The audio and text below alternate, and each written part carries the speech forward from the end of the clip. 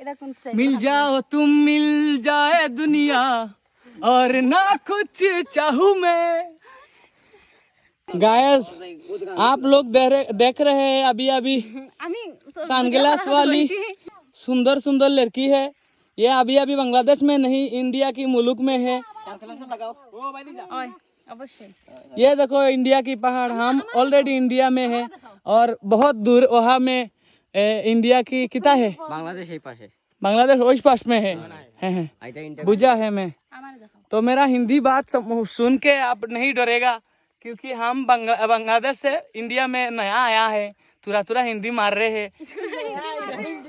Hey guys গাম কে শিরা হো গায়া। বন্ধুরা আমরা এখানে গিয়েছিলাম আমাদের বাংলাদেশের শেষ সীমানার একটি ভারতের কাঁটাতারের বেড়ার পাশে। তো এখানে গিয়ে আমরা ভালো করে ভিজিট করে দেখে আসলাম। জায়গাটি খুব সুন্দর এবং সালাশালি যারা আছে তাদেরকে নিয়ে আনন্দ করে ঘুরে ফিরে আসলাম। আপনারা কিছু খারাপ ভাবে নিবেন না, আমরা একটু মজা করলাম। অবশ্যই আমার পেজটি ফলো করে পাশে থাকবেন এবং লাইক কমেন্ট শেয়ার করে সাথে থাকবেন, আমাকে ভালোবাসা দিবেন। ধন্যবাদ সবাইকে।